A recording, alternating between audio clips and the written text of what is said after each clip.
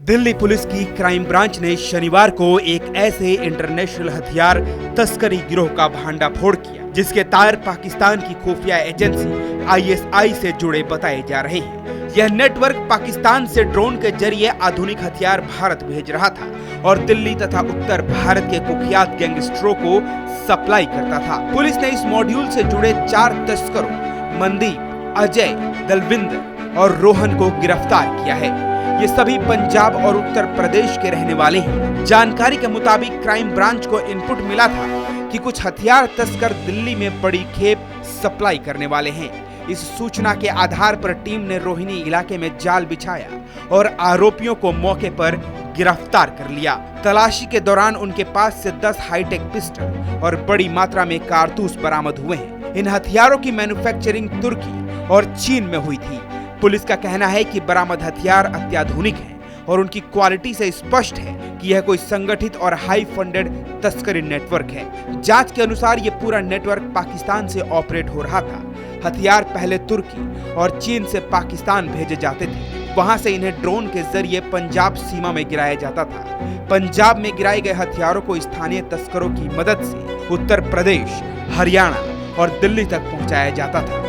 दिल्ली में यह गिरोह इन हथियारों को लॉरेंस बिश्नोई, बम्बिहा, गोगी और हिमांशु भाव जैसे कुख्यात गैंगों को सप्लाई करता था। पुलिस को आशंका है कि इस रैकेट ने अब तक कई खेप भारत में भेजी है।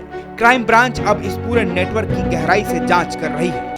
हाँ, एक स्पेसिफिक इन्फॉर्मेशन पर क्राइम ब्रांच की टीम ने 2 व्यक्ति पहले पंजाब के रेजिडेंट हैं उनको अप्रेंट किया था रोहिणी के इलाके से, जिनके पास से 8 वेपन मिले थे, जिसमें से 3 वेपन PX 5.7 जो मेड इन टर्की हैं और 5 वेपन PX 3 जो मेड इन चाइना है, ये रिकवर किए गए थे। जो इनकी इंटरोगेशन से मालूम चला कि ये वेपन पाकिस्तान से ड्रोन के थ्रू पंजाब के डिफरेंट एरिया में ड्रॉप कराए गए थे और उसके बाद ही आगे सप्लाई हो रहे थे। कुछ हैंडलर्स के बारे में सर पता लगा जो पाकिस्तान में बैठे हैं उनको शय मिल रही है, चाहे वो ISI हो या दूसरी एजेंसीज, वो भारत में इस तरीके से वेपन्स पहुँचा रहे हैं।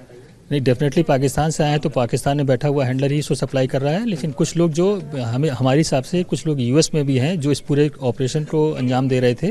वो US से पाकिस्तान डायरेक्ट कर रहे थे और वो US के ही लोग इंडिया के कुछ लोगों के टच में थे जिनको वेपन रिसीव करना था। यहाँ पर सर ये किस गैंग को पर्टिकुलर ये भेजना था? क्या इससे पहले भी इस तरीके से वेपन्स आए? नहीं, जो इसमें रोहन जो हमने बागपत का व्यक्ति पकड़ा हुआ है, ये आदमी वेपन सप्लायर है।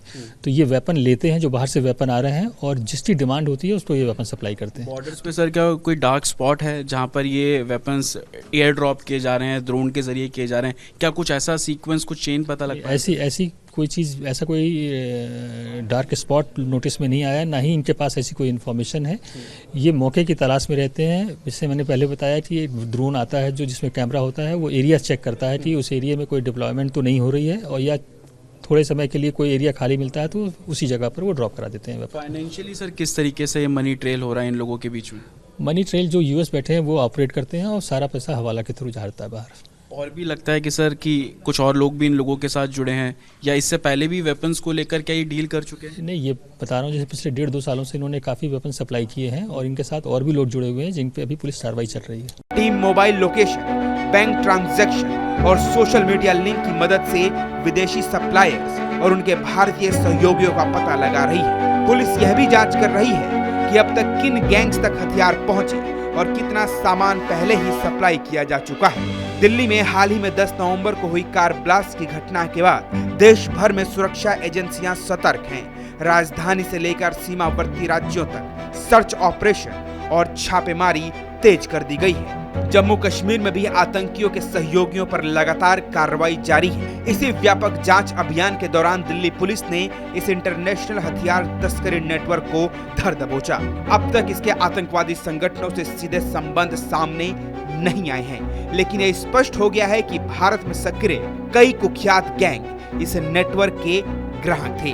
फिलहाल इस खबर में इतना ही। आप ये खबर रिपब्लिक भारत के डिजिटल प्लेटफॉर्म पर देख रहे थे। अगर आपको ये खबर पसंद आई हो तो इस खबर को लाइक कीजिए, इस खबर पर अपनी राय कमेंट कीजिए और इसके साथ ही चैनल को सब्सक्राइब करना बिल्कुल ना भूलें।